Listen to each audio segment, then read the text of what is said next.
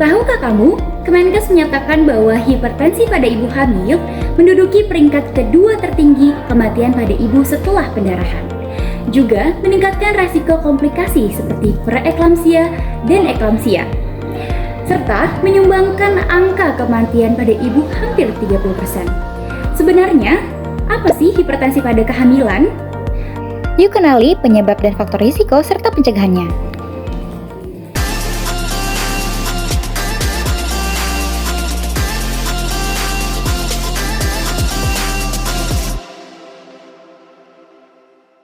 Halo Sobat Sehat, perkenalkan saya Putri Nazwa Syarifi, mahasiswa program studi S1 Keperawatan Universitas Pendidikan Indonesia Kampus di Sumedang. Oh ya Sobat, membahas mengenai hipertensi pada ibu hamil seharusnya sudah tidak asing lagi di telinga kita. Dari data Kementerian Kesehatan pada tahun 2021, angka prevalensi terjadinya hipertensi pada ibu hamil sebanyak 12,7%. Angka ini menunjukkan bahwa hipertensi merupakan masalah kesehatan yang cukup umum dialami oleh ibu hamil di Indonesia. American College of Obstetricians and Gynecology atau ACOG mendefinisikan hipertensi pada ibu hamil sebagai tekanan darah sistolik di atas atau sama dengan 140 mmHg atau tekanan darah diastolik di atas atau sama dengan 90 mmHg yang diukur setidaknya 2 kali dengan jarak minimal 4 jam. Pada beberapa kasus HDK pada ibu tidak memiliki tanda dan gejala yang signifikan, namun memiliki penyebab dan faktor risiko yang bisa kita telah. Terdapat beberapa penyebab dan faktor risiko hipertensi pada ibu hamil. Yang pertama, primigravida atau kehamilan pertama. Wanita yang hamil untuk pertama kalinya berisiko lebih tinggi mengalami hipertensi karena tubuhnya mungkin belum terbiasa dengan perubahan yang terjadi selama kehamilan. Yang kedua, hiperplasentosis. Nah, ini adalah kondisi di mana ada masalah pada plasenta yang mempengaruhi aliran darah ke janin, seperti kehamilan ganda atau multiple, molahidatidosa atau kehamilan dengan pertumbuhan jaringan abnormal, diabetes, hidrops janin atau penumpukan cairan di tubuh janin, atau bayi yang terlalu besar. Nah, semua kondisi ini dapat meningkatkan tekanan darah pada ibu. Hai, dini hari jam 3 pagi baru selesai SC Sito ya. Jadi hati-hati dengan yang namanya preeklamsi. Pasien yang baru selesai kita SC adalah seorang ibu ya, berusia 37 tahun, hamil ketiga dengan awal masuk preeklamsi ya, dengan tekanan darahnya 144/90. Dilakukan induksi persalinan karena sudah umur kehamilan juga sudah cukup bulan, sudah 38-39 minggu. Kemudian saat dilakukan induksi persalinan dalam perjalanannya tensinya meningkat jadi 167/120 dengan ditambah sudah ada keluhan pusing kepalanya, nyeri ulu hati, pandangan kabur yang namanya itu impending eklamsi atau sudah ada tanda-tanda kejang. Jadi preeklamsi bisa berubah jadi preeklamsi berat yang lebih parah lagi bisa sampai impending eklamsi atau bahkan eklamsi yaitu kejang. Makanya kalau sudah dari awal periksa ke dokter dikatakan preeklamsi itu harus lebih menjaga diri dan tentunya harus evaluasi tensinya paling tidak tiap 3 hari atau 1 minggu sekali. Pentingnya pemeriksaan kehamilan dengan buku KIA di puskesmas itu sangat amat bermanfaat karena akan dipantau terus tiap datang ke puskesmas tekanan darahnya. Kalau tekanan darahnya sudah dikatakan preeklamsi itu kalau tekanan darah 140/90 atau lebih di usia kehamilan 20 minggu ke atas, kalau sudah 160/90 atau lebih sudah preeklamsi berat namanya. Pemantauan itulah yang ada di puskesmas. Ketika tekanan darah sudah 140/90 atau lebih, pasti puskesmas akan merujuk ke rumah sakit yang ada dokter SPOG-nya untuk evaluasi dan tata laksana selanjutnya. Nah, pasien saya ini masalah utamanya nggak cuma impending eklamsi atau sudah ada tanda-tanda kejang, tapi disertai gawat janin, detak jantung bayinya 175 kali per menit. Bahaya banget kalau dibiarkan bisa meninggal bayinya. Nggak cuma bayinya yang meninggal, ibunya juga bisa kejang dan bisa meninggal. Jadi preeklamsi ini bisa mengancam nyawa ibu dan bayi. Makanya perlu perhatian khusus untuk ibu dengan komorbid atau dengan faktor penyulit. Pada pasien ini penyulitnya adalah ibunya obesitas dan ditambah usia ibu saat hamil lebih dari 35 tahun. Adanya di mana sih faktor-faktor risiko semua? Dapatnya bisa dibaca di buku KIA.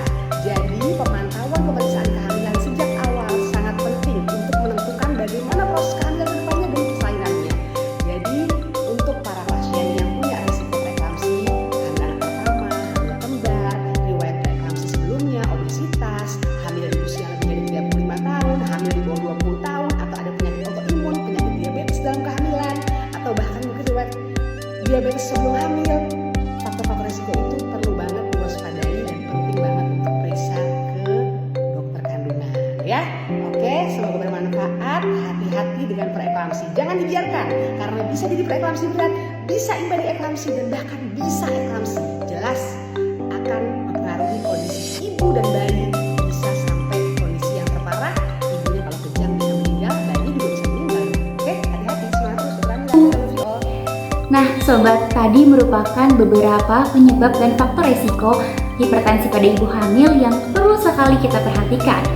Namun, sobat, hipertensi pada ibu hamil ini juga memberikan dampak yang negatif, bukan hanya ke ibu tapi juga ke bayinya. Ibu hamil yang mengalami hipertensi atau tekanan darah tinggi berisiko mengalami preeklamsia dan eklamsia karena tekanan darah tinggi dapat merusak pembuluh darah di tubuh. Nah, termasuk yang ada di organ vital seperti ginjal dan hati.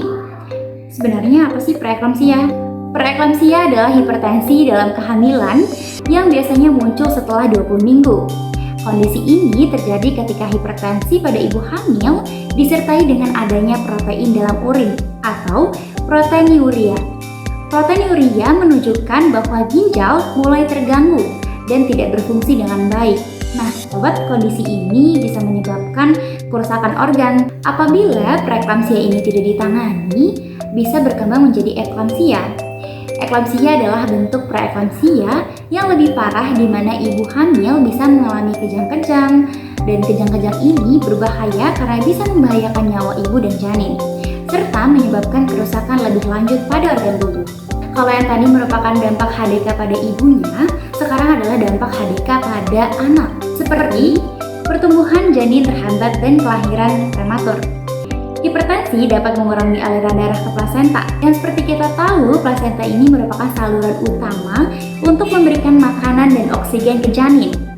Ketika aliran darah ini terganggu, janin bisa kekurangan nutrisi dan oksigen yang dibutuhkan untuk tumbuh dengan baik, sehingga pertumbuhannya bisa terhambat. Nah, kondisi ini juga bisa menyebabkan stres pada janin, yang memicu tubuh untuk melahirkan lebih cepat untuk mengurangi risiko yang lebih parah pada tubuh. Sobat, lalu bagaimana cara pencegahan dan juga pengelolaan hipertensi pada ibu hamil? Yuk simak. Yang pertama, mengurangi asupan garam. Untuk mengatasi kondisi ini, ibu hamil perlu membatasi asupan garam harian, baik dalam masakan maupun cemilan. Paduan diet dari Amerika pada tahun 2020 hingga 2025 menjelaskan bahwa asupan garam maksimal untuk ibu hamil adalah 3.300 mg atau setara dengan 3,3 gram per hari. Yang kedua yaitu menjaga berat badan normal. Kenaikan berat badan selama kehamilan adalah hal yang normal, namun harus dikontrol untuk mencegah hipertensi semakin parah. Yang ketiga, meningkatkan konsumsi sayuran dan buah-buahan. Salah satu cara yang paling efektif untuk mengelola hipertensi pada ibu hamil adalah dengan meningkatkan konsumsi sayuran dan buah-buahan. Sayuran dan buah-buahan mengandung nutrisi yang baik untuk menurunkan tekanan darah dan mendukung perkembangan janin. Beberapa pilihan buah yang baik untuk ibu hamil diantaranya ada pisang, alpukat, dan anggur. Yang keempat yaitu melakukan olahraga secara teratur. Meskipun sedang hamil, ibu hamil tetap disarankan untuk beraktivitas fisik. Tidak perlu olahraga yang intens karena olahraga ringan di rumah sudah cukup. Seperti yoga atau olahraga untuk kehamilan, berolahraga akan membantu peredaran darah yang dapat mencegah hipertensi pada ibu hamil. Selain itu, berolahraga juga membantu membakar lemak yang dapat menghambat aliran darah. Yang kelima, mengonsumsi omega 3.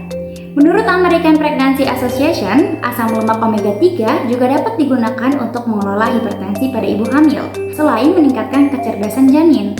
Namun, pastikan ibu hamil mendapatkan asam lemak omega 3 dari sumber yang aman, seperti ikan salmon atau suplemen omega 3 yang direkomendasikan oleh dokter.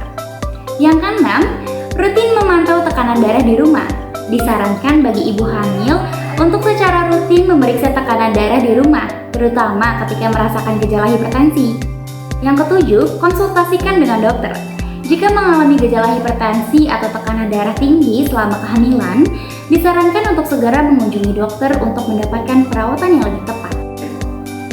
Nah, untuk ibu dengan kasus HDK, sebaiknya konsultasikan rutin dengan dokter untuk pengobatan yang lebih tepat dan selalu pantau tekanan darah untuk mewaspadai terhadap tanda-tanda terjadinya preeklamsia.